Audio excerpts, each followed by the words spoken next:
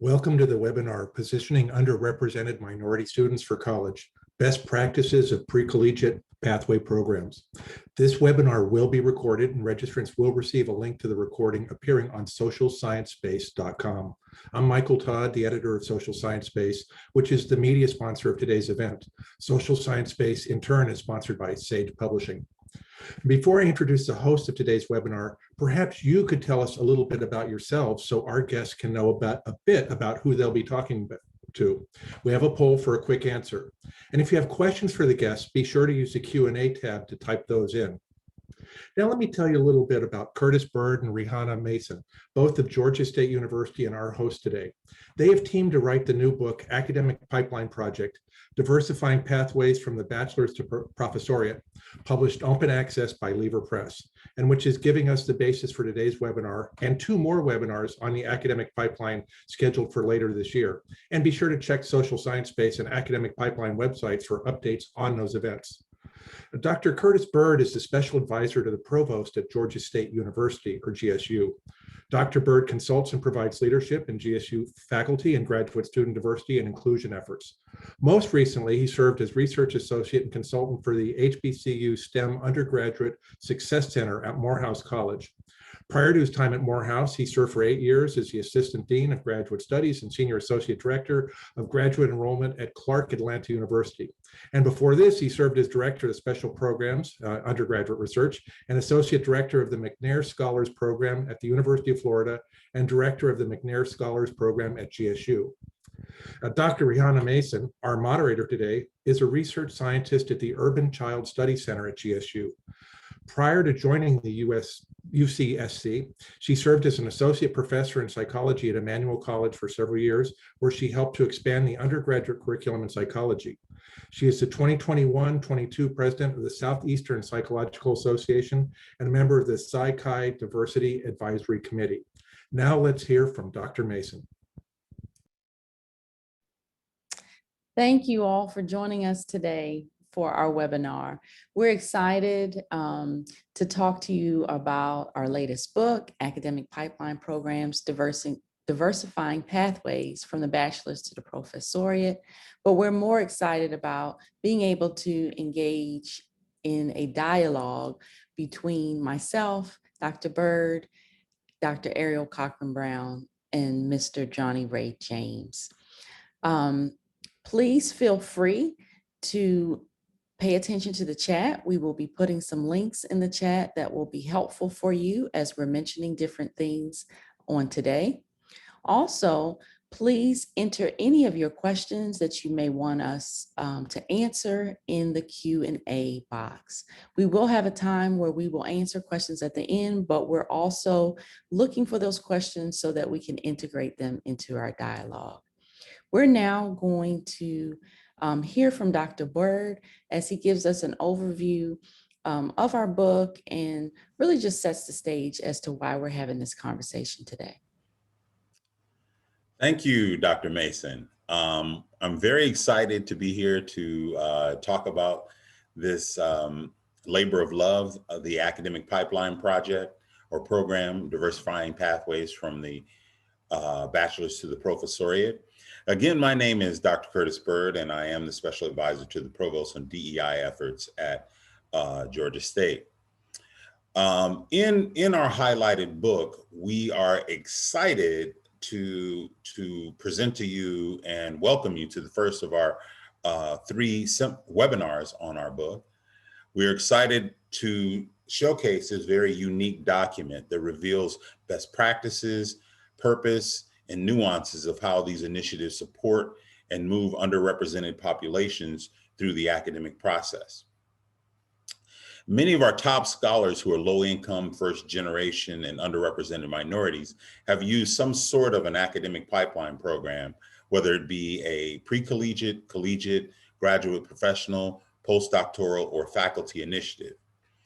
Further, it is important to understand that the inevitable change of students of color becoming the majority of high school and college students and in the classroom, we'll see more, as we see more of this, the utilization of these programs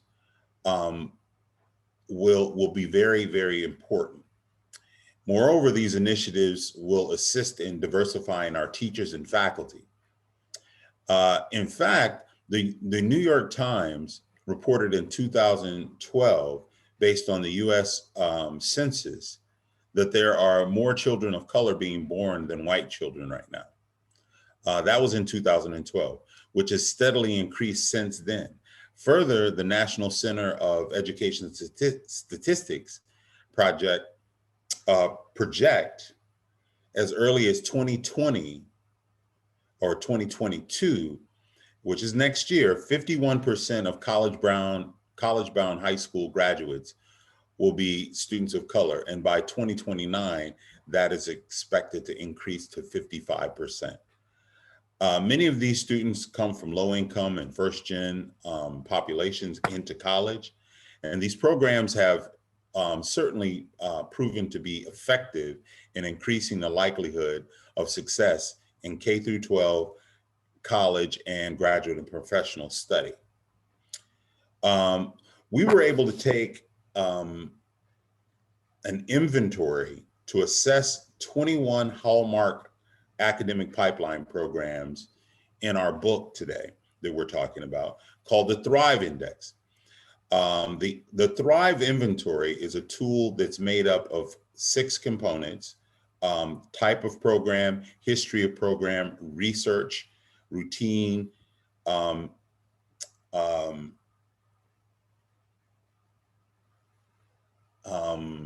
inventory,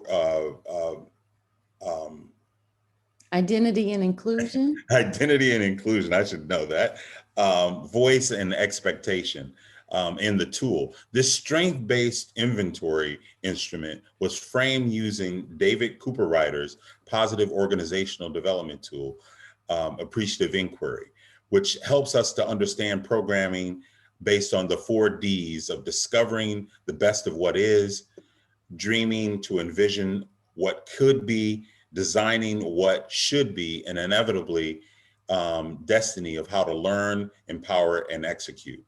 Through this framework, we were able to situate the content of questioning for each letter of the Thrive Inventory. And to explain more about the Thrive Inventory and to lead our discussion today, again, is our co-author of our book, Dr. Rihana Mason. Thank you. So thank you for that overview, Dr. Byrd. Really, the Thrive Index is unique in highlighting narratives about these programs in such a way that it highlights their successes and components that are relevant for those who would like to participate in the programs and those who have gone on before. Typically, if you're searching on a college campus or within any other database, you're given a description or an overview. But what we have done with not only those types of information, which we get at under the T or type, but we provide historical context, background, who's participated in the past, how many persons have been served. It reflects the best of those programs and the longevity of those programs.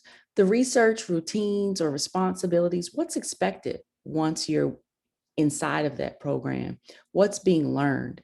Inclusion and identity, which is really, I hope, will come through this webinar today, how the programs provide safe spaces to develop and promote self-efficacy, career identity, really getting at also these hidden things that we may not have been exposed to prior to coming at any level of the educational system. Then voice, how the programs provide mentorship, networks, and social capital. And then expectations, what is expected of you after you go through a particular program or initiative, and what have they found over time? Who's graduated, how many have entered the next level of the pipeline? I do want to highlight again that this is very unique in that we've put all these things together in one place and really allowed the directors and decision makers to tell the stories in a way that we can continue on. And if we're looking to replicate initiatives like this, learn from the best practices, as well as connect with things that are available. So without any further ado, I want to introduce our panelists. Mr. Johnny Ray James is a founding assistant principal at KIPP Soul Academy, located in Atlanta, Georgia. His post-secondary journey began at Louisiana State University with a bachelor's in political science and master's in higher education administration. Before K through 12 work, Ray worked within the Department of First Year Experience designing programs to support freshmen and minority students at LSU. Seeing a need for more Black male educators, Ray has since taught and led English language arts instruction in Clayton County Public Schools, Atlanta Public School, and KIPP Metro Atlanta Schools. He also taught and led English language arts and instruction in KIPP, New Jersey Public Charter Schools, where he also served as the school's Director of Extended Learning and 8th grade level chair. Ray firmly believes in the limitless potential of all kiddos and knows they will be leaders of their revolution now and later. Outside of school, he enjoys spending time with his wife and their young daughters and relishes in victories for the Los Angeles Lakers, LSU Tigers, and the culture, politics, and hip hop.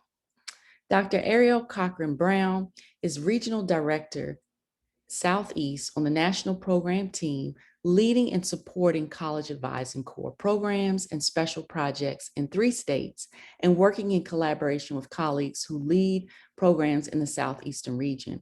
Ariel identifies and maintains a network of high-impact partners, including higher education leaders, investors, and government officials, critical to the maintenance, sustainability, and success of our university programs in Georgia, South Carolina, and Virginia. Before joining College Advising Corps in her current role, Ariel served for 2 years as an advisor with College Advising Corps at the University of North Carolina. Most recently, Ariel directed a signature retention program at Georgia State University that assisted academically at-risk students with their transition into college. She also led innovative efforts to increase retention, progression, and graduation rates of students at the university. Ariel received a bachelor's degree in journalism and mass communication from the University of North Carolina at Chapel Hill. She is an MED in counselor education from Clemson University and her PhD in higher education from North Carolina State University. Ariel enjoys exercising, writing, and spending time with friends and family, and is based in Atlanta, Georgia.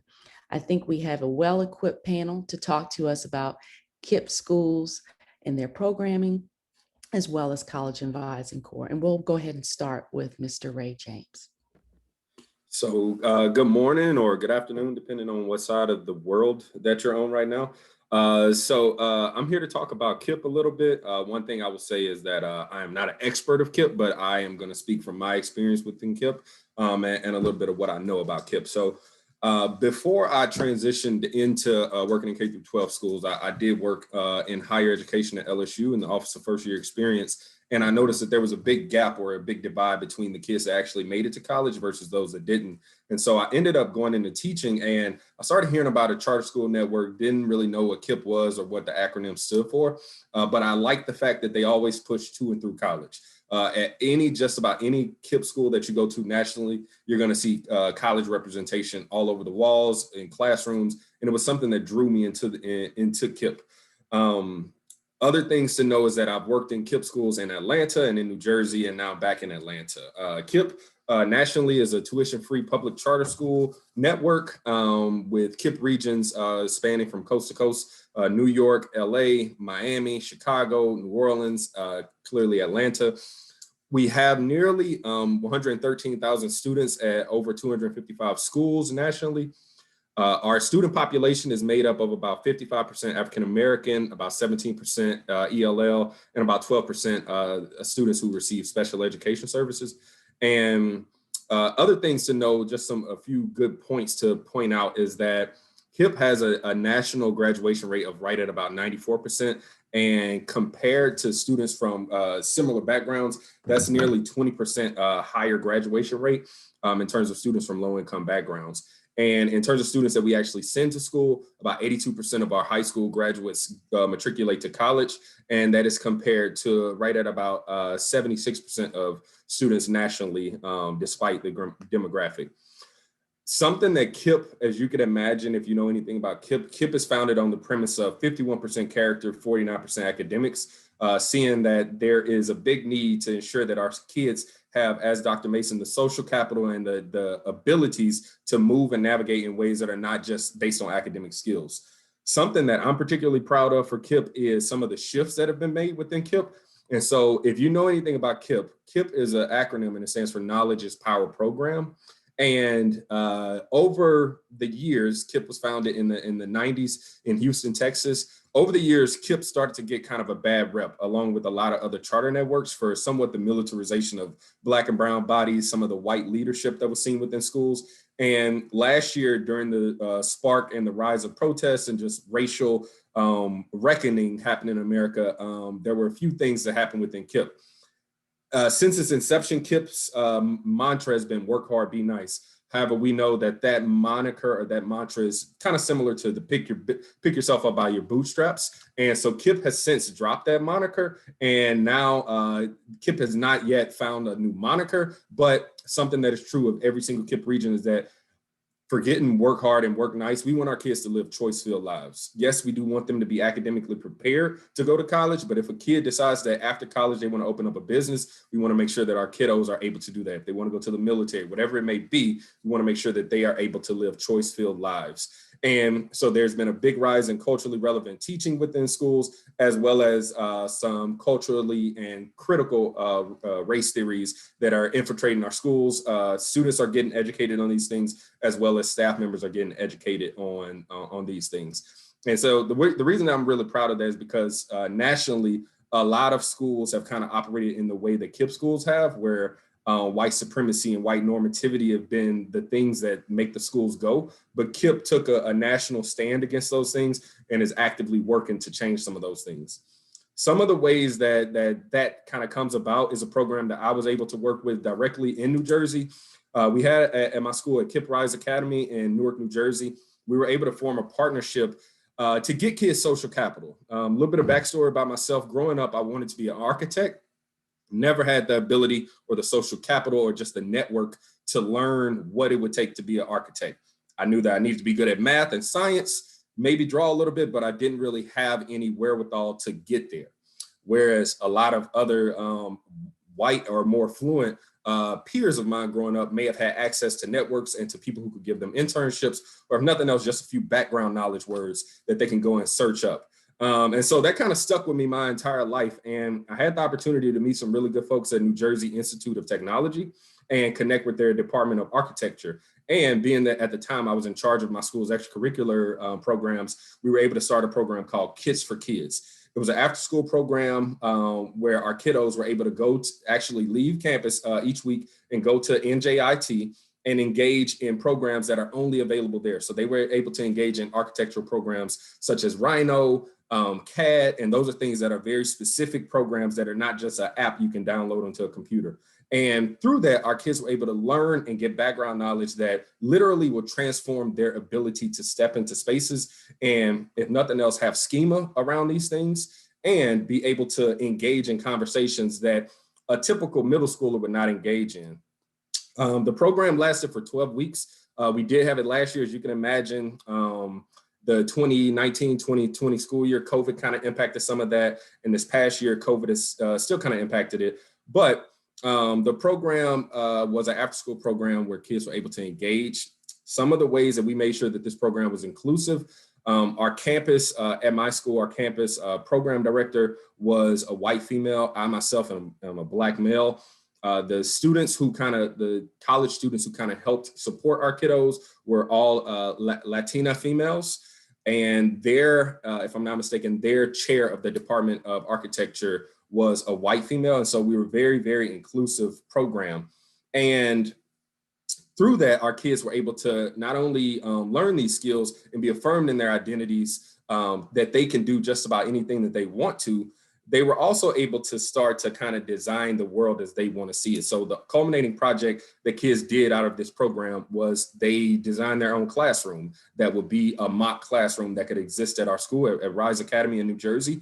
And it was pretty successful, and a few of our kids started engaging. And last year, the 2019-2020 school year, a lot of kiddos took that and they started designing community development projects that could happen in and around Newark, New Jersey. And it's just been really, really effective and amazing to see our kiddos step into those type of spaces. Outside of that program, many KIPP schools engage in extracurricular programming in ways that that are not just typical. So you're not going to see just like football club and mentoring. You're going to see things that can actually push kids to learn skills that are transferable once they go to college. Dr. Mason, I believe I saw your hand. Yes, I just wanted to add, you have really shared some great gems, and I just wanted to capture some of them before you went on. One thing that stood out, even within the name KIPP, Knowledge is Power program, I think that's kind of generally speaking what we really wanted to do by putting out our book, raising awareness of all these great things that happen in the pre-collegiate space, the value of things that happen within the school context and the time that's spent outside of the school context. I think one of the key things for KIPP as well is that starting with this culturally relevant pedagogy early is then equipping along the way.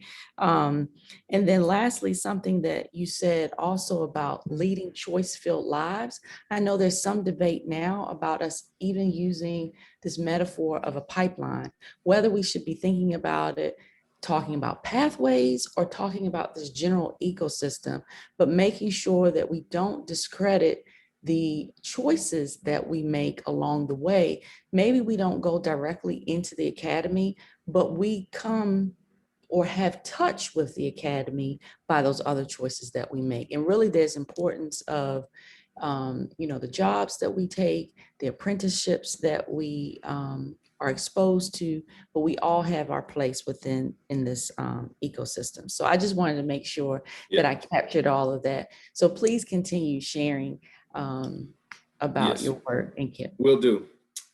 So specific to some of the work that I'm doing now that I'm back in Atlanta, you mentioned it a little bit, but in terms of culturally relevant pedagogy and critical race theory, something cool that a lot of KIPP schools have the autonomy to do is be flexible with their social studies curriculum. So at my school, KIPP Soul Academy here in Atlanta, our kiddos are not getting what I would call a whitewashed version of history. They're actually getting a full African and African-American studies history curriculum as early as 5th grade. And so when we think about the concept and even the idea of that, a lot of Black and brown people in America don't start to learn their history until they reach college age. And our kiddos are learning about Mansa Musa and African nations and what happened during actual slavery in America. And they're learning about that at age 10. Other things that KIPP schools are able to do, you mentioned apprenticeships. At my school, we have a Bright Futures business club where our kiddos competed this past semester, and one of our kiddos was awarded $500 to help start up their business. They had to work on business plans and ultimately were able to receive incentives in terms of monetary incentives to actually launch their business.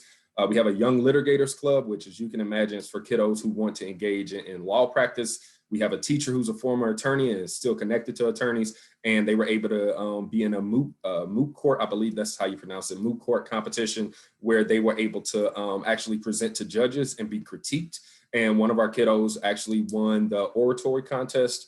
And so, as I mentioned, that we try to make sure that the things that we do outside of class are not the typical run-in-the-mill extracurricular, but they are things that will actually give kids skills and background knowledge to be able to engage. So extended learning or extracurriculars is something that's pretty robust at every single KIPP school across the nation. Of course, with it being a charter school, we have extra time in the day where we can be flexible. Our kiddos engage in independent reading so that they're not just expected to do that at home, but they can do that at school and engage in staff in that way. Other cool things about KIPP is that every single summer, staff engage in a summer reading text that is typically connected to culturally relevant teaching or pedagogy. And then just like the things that make a strong school. So weekly observations and feedback of teachers, lesson internalizations, looking at data, planning how to reteach. And I don't want to take up all the time, so I'm going to just say ways that you can reach KIPP. I believe it was dropped into the chat. KIPP.org is a national KIPP. If you're looking for a KIPP that's in your region or in your state, you can easily just put in your zip code and be able to search and find the closest KIPP network to you. I'm at KIPP Soul Academy. If you're looking for a 5th, 6th, or 7th grader school, where we're still recruiting kiddos, and worked at KIPP Rise Academy in Newark, New Jersey. And the very last thing that I want to say that's very special about KIPP is KIPP has a KIPP through college program, which for any kiddos that graduate from a KIPP school in 8th grade, they are within this program until they finish up college or until they no longer want the service. And it provides support with funding, placement of school, internships, and job security. And so that's one of the secret gems of KIPP that really makes sure that our kiddos are able to go through the pathway or the pipeline to and through college. Thank you, Ray, for sharing all of that. I do want to say the skills, the schemas, the exposure, all very much important. We actually say in chapter 1 that plotting a course through today's higher education system and secondary ed can be challenging for those who have not seen that pathway successfully navigated by someone else in the past. And to quote Marian Wright Edelman, it's hard to be what you can't see. So thank you for sharing all of what KIPP provides for children across the nation. So we'll turn it over to you, Dr. Ariel Cochrane-Brown. Good morning and good afternoon to those of you in different areas of the country that are tuned in. As Dr. Mason said, I'm Ariel Cochran-Brown, and I am the Regional Director of the Southeastern part of the country with the College Advising Corps.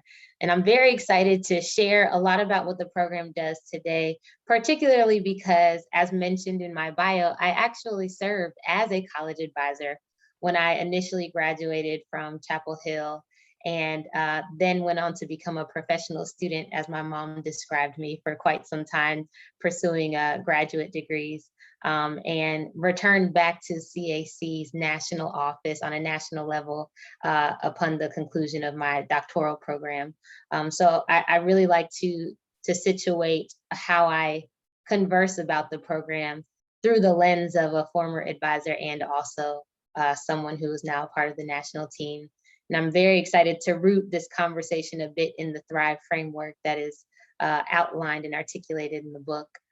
So essentially, the mission of College Advising Corps is to work to increase the number of low-income, first-generation, and underrepresented high school students who enter and complete higher education. And we have a 3-part model that we do this through. But before I jump into that, I do want to give just a little history about Advising Corps. So the program started 15 years ago in 2005. Our founder, Dr. Nicole Hurd, was at the University of Virginia, and she noticed that there were some major gaps when it came to college going rates of students, particularly in rural areas of the state compared to the state average, right? And so she started what was then called the College Guide Program, and hired 14 recent graduates from the institution to serve as college advisors and to work directly into these high schools that were scattered across rural parts of Virginia. And then a few years later, the organization received some major funding from the Jack Kent Cooke Foundation, and then ultimately the Lumina Foundation as well. Dr. Hurd relocated to Chapel Hill, North Carolina, and stationed our headquarters at UNC Chapel Hill. And then in 2013, we transitioned into becoming an independent nonprofit organization. The headquarters remained in Chapel Hill, the connection to the university, not so much as we became an independent entity.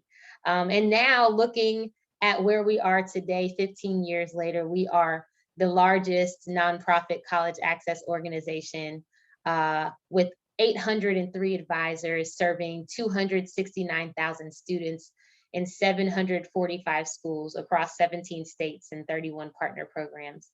So very excited about the history of how we came to be and the growth that we have achieved over the years. And most importantly, the goal that we have to assist a cumulative number of 1 million students to enroll in post-secondary institutions by 2025. So we are well on our way. We hit over 800,000 students in 2018. And so we look forward to meeting and hopefully surpassing that goal by 2020, even while going through a pandemic. So I want to jump back to talking a bit about our model, right? So there are 3 main components. The first aspect of this model is hiring near peers to serve as college advisors. And with this, we really emphasize and take pride in highlighting the identities of our advisors, right? So as near peers, they're not just relatively close in age, as they are all recent college graduates. So they are relatively close in age to the students, but now many of our advisors share other identities with the students that they serve. So a lot of our advisors were first-generation college students themselves. A lot of our advisors were Pell eligible when they were going through school themselves. A lot of our advisors are people of color. We even now are seeing more and more advisors who are returning to the communities from which they came to serve students and to reach back and bring them along as well. These advisors also, because of the near peer feel and the model, they give voice, right? They serve as a bridge between the students and their families. There are times where there might be some incongruencies between the academic aspirations of students and their families that have a huge impact on them and their communities. And so advisors are uniquely situated to be able to serve as that bridge and give voice to students, and also to highlight the possibilities that students may not have otherwise thought of without interacting with the advisors. And then lastly, we have these expectations of advisors as near peers to fully immerse themselves into the school culture and into their surrounding community, and to serve as change agents and to really work on developing, nurturing, and maintaining a college-going culture where they serve. And as I mentioned, as a part of this model, these advisors are working full-time in high schools.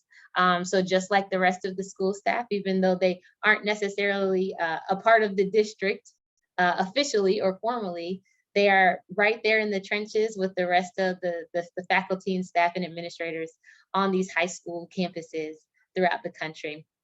Another aspect of the CAC model is this whole school approach, right? So we are a bit unique in that we charge our advisors with having an open door policy and serving all students, right? So we don't necessarily work off of a cohort model of students that we target. In full transparency, the majority of a college advisor's time is spent working with the senior class and getting them prepared with all of the steps that go into post-secondary planning. But they're definitely open to and charged to work with laying that foundation of college access and success as early as the 9th grade year. And then lastly, a unique piece of our model is that all of our partner institutions or partner programs are anchored at a higher education institution. So the College Advising Corps itself is a national program, and the organization partners with colleges and universities across the country. And that anchor at the institution comes with some advantages, right? And essentially the university will have a program champion. So someone that is a senior level administrator that takes the lead on saying, okay, let's get this program up and running. Let's make sure that we have the supports in place to do so. And it assists with just getting people hired, to be quite honest. There's a cost share funding model that we promote as well to share the responsibility. And then, you know, some of these institutions have connections to their surrounding communities and also throughout their states. That is advantageous to then partnering with high schools and getting advisors in areas where their service is most needed. Last thing I want to mention, we do have a strong research-based model when it comes to making decisions for the organization and making decisions on how the work is done. We have a online data tracking system called Grace, and that really helps us and advisors particularly with keeping track of the different key performance indicators that we've identified as ways to assist and increase the possibility of a student ultimately going to college, and not just any college, but the best match and fit possible for that student. And through that data tracking system, it absolutely helps with us obtaining and sustaining funding and critical partnerships along the way as a nonprofit. And then also, taking a step back, I tell advisors all the time, don't be like me, be better. This is a caseload management tool as well. Even though data might seem like it's just numbers, each of those numbers is attached to a person.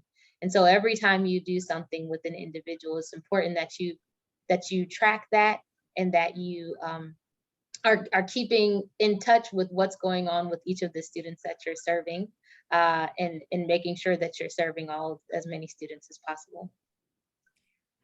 Dr. Cochrane-Brown, wow, I learned, even after knowing somewhat about College Advising Corps, some additional things that you shared today. And one, I wanted to remind the audience that College Advising Corps, as she said, is national. It partners with higher ed institutions. I think it stood out to me right now, you have 17 states involved, and you're tracking or moving towards this ambitious goal, and already at 800,000 students that have benefited. And so one of the other things that I think that stood out from what you just shared also, and also what Ray shared as well, is that we know that it is ever increasingly important to make sure that we're not just honing in on one aspect of our identities. And so you shared, it's not just about having someone that's near in age, but this reflection of the diversity, who we have, has to span across these other social identity characteristics that we have, our gender, our sexual orientation, our language status, our neighborhood, where did we grow up? And like you said, being able to have community advisors that are coming from the very places that can then share their experiences is very useful. I know that there's a psychologist that has written about this as well, which we share in our book, that even in the college classroom, when we take the time to share what our upbringing was like, the twists and turns, how we got interested in doing what we're doing, kind of enriches that experience for others to then take apart.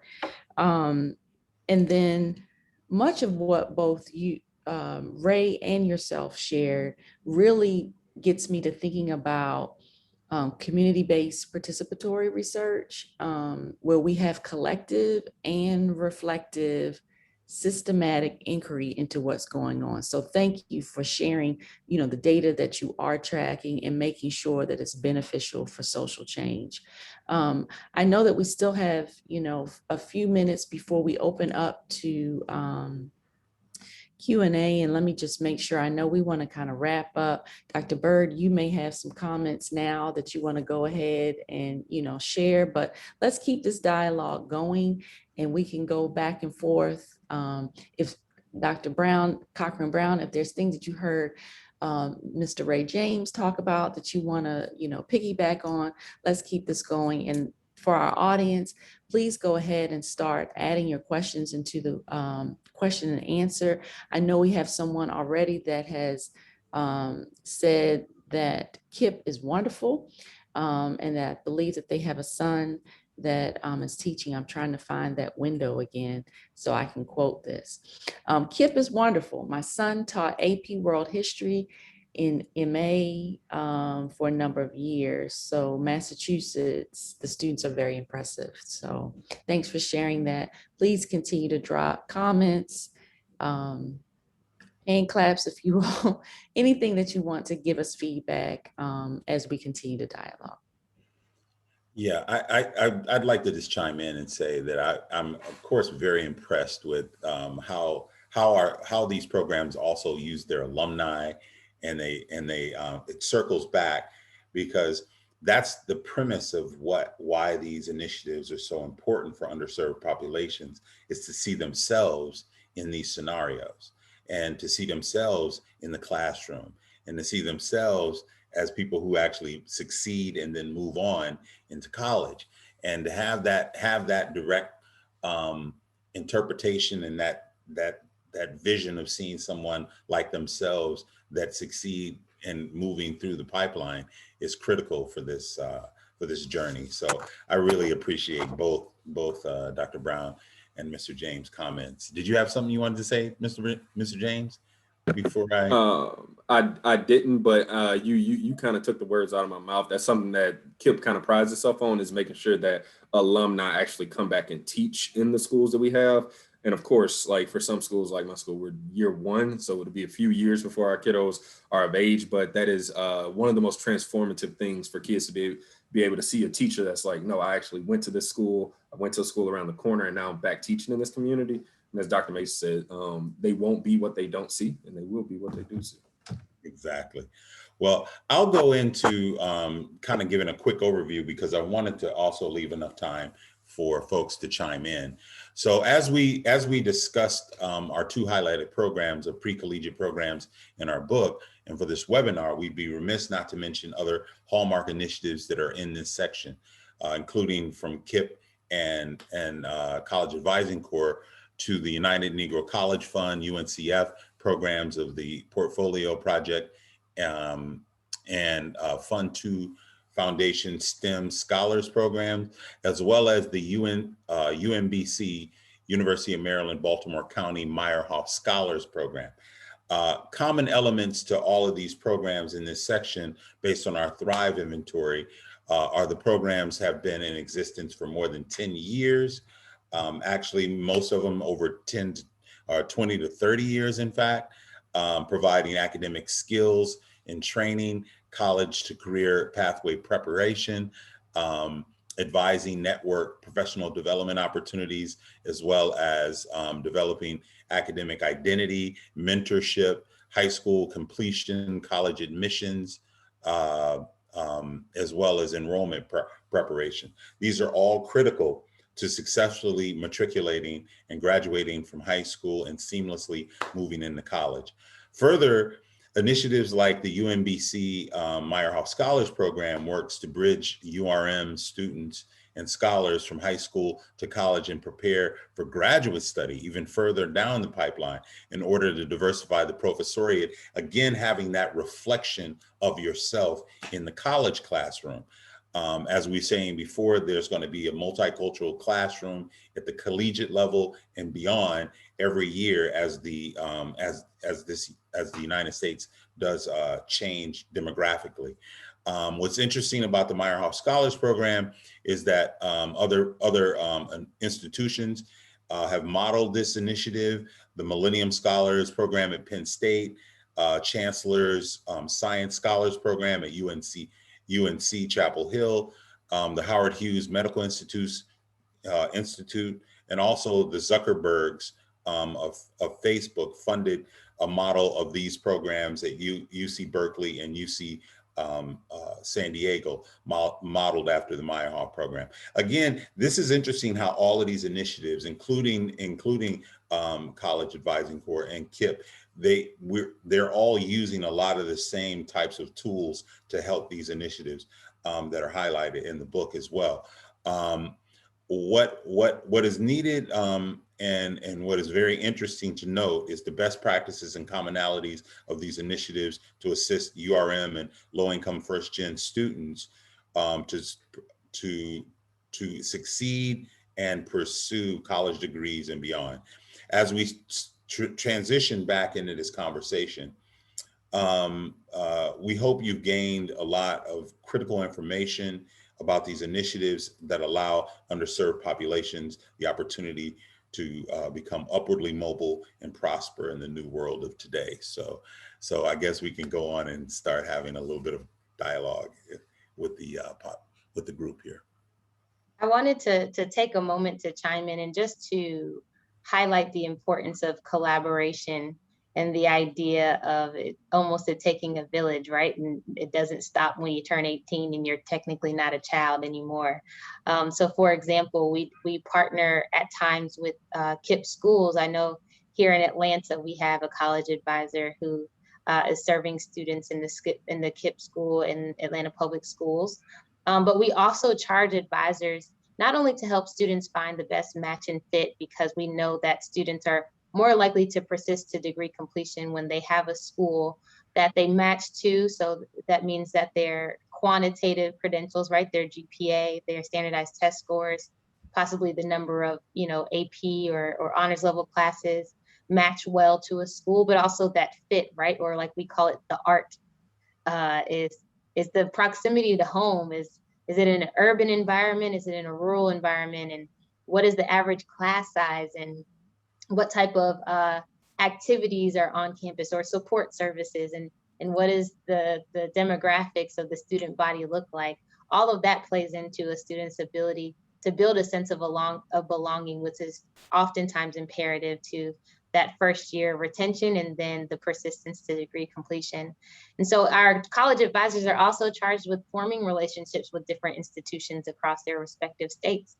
And that's helpful because they can connect students with individuals on campuses that they'd ultimately, become students at, and connect them with admissions, officers, and then ultimately learn about student support services.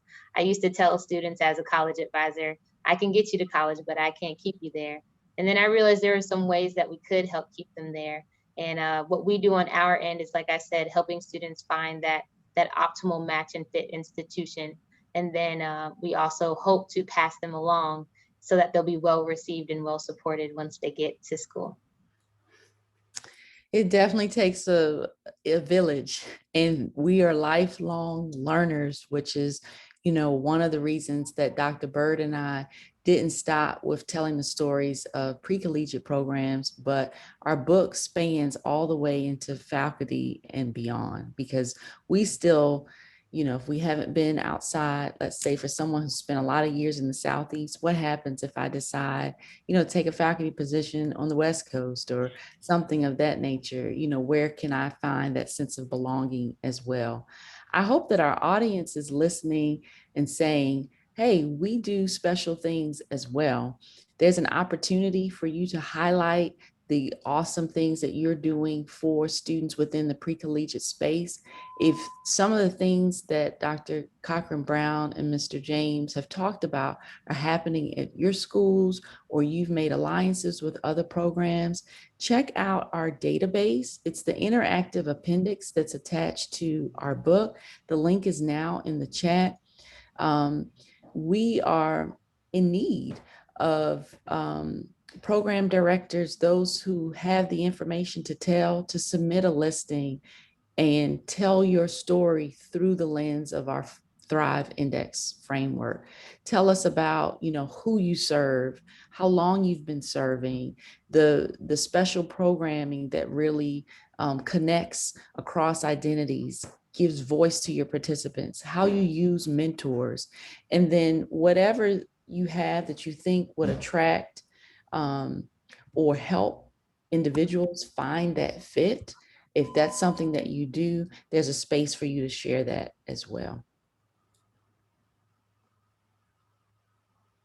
I'm seeing a question in the chat. Are there any programs in West Virginia?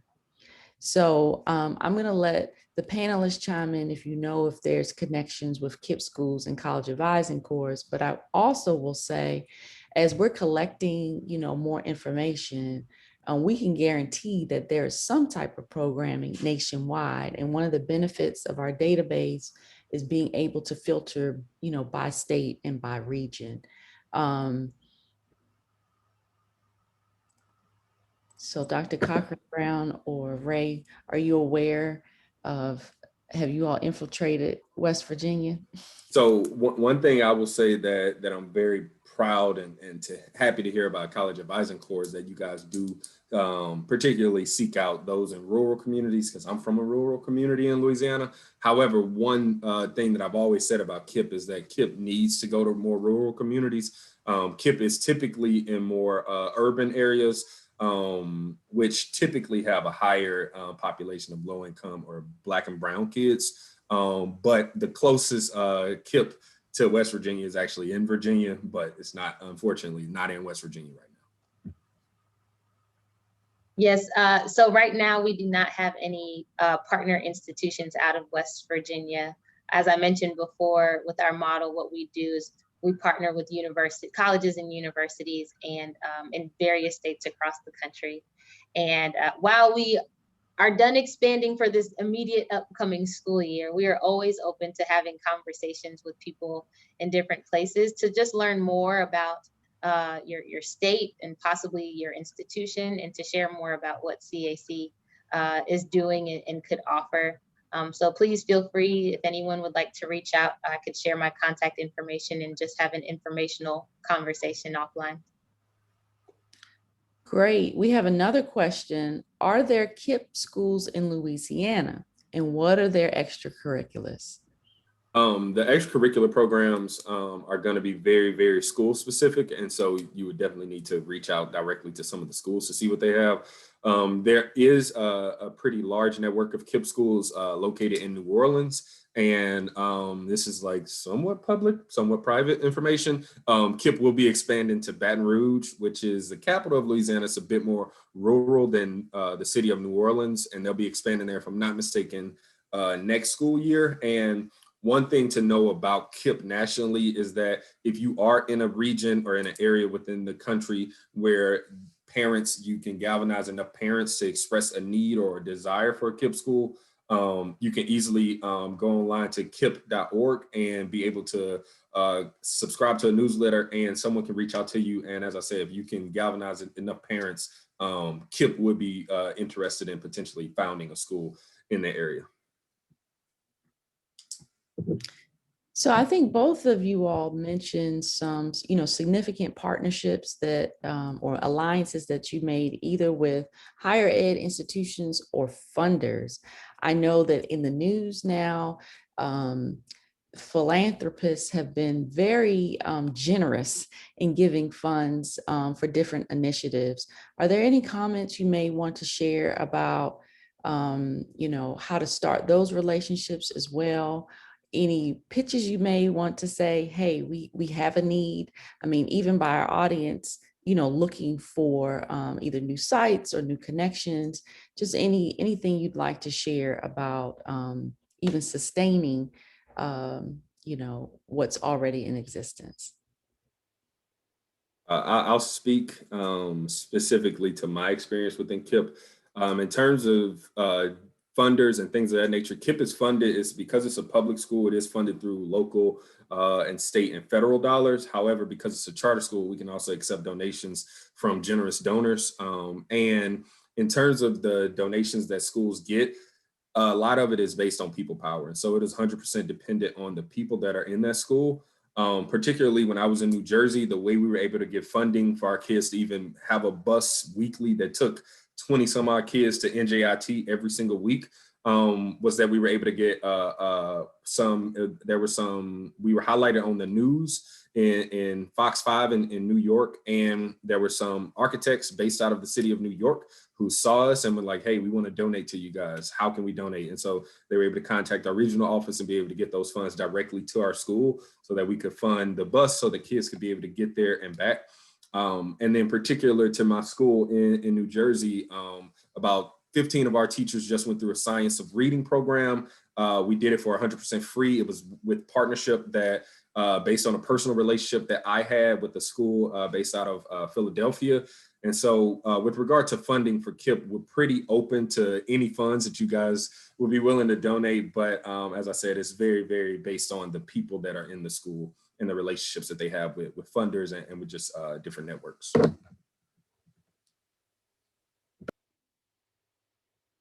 I'm sorry. I was just going to ask the group, how do you all, since myself and Dr. Mason work in the collegiate setting, can you tell us a little bit about how you all connect with where the connections happen between colleges and your programs? I know, of course, you guys work with with college advisors, but are there any other direct links that where, as an administrator of a college at some point, how do we connect with you all? Yeah, so actually I can answer that and also a little bit about the funding question as well. We do have a lot of different funding sources as a nonprofit. We have a brand new Chief Development Officer, and one thing that he has taken on is increasing the number of individual donors, right? We have some major funders that give these major gifts. Our founder was phenomenal at building those relationships, but we were identified room to grow. And so one thing, a little plug, we actually, as she is transitioning away from College Advising Corps as our founder and CEO and serving as the president at Lafayette College, there is a Nicole Farmer Hurd Funders Fund campaign that is going on right now. So you can go to give.advisingcorps.org to find out more about that if you're interested. Even $1 would make a difference. But also connecting with universities. So there is room for, like I mentioned before, the cost share as a part of the relationship with institutions. And as I mentioned, those institutions recruit and hire all of the staff that are associated with the program on campus. So typically we'll start with having conversations with a senior administrator on the campus. Typically they'll serve as the program champion to get the ball rolling with all of the background that goes into launching a new program. But then for individuals that might be interested in employment, on that program level, we have program directors that lead the programs that are situated and housed on those college campuses. The program directors may also have other program staff, such as assistant directors, administrative staff, budget officers, all of that. And also they're charged with recruiting and hiring the college advisors that ultimately go out and serve in the high schools across the state. And so there are several levels, I guess, on the org chart, even when you get down to the university level and the university partnerships and opportunities for people to grow professionally and to be a part of this great effort that we have going on. In particular to KIPP, KIPP has over 50 collegiate partnerships.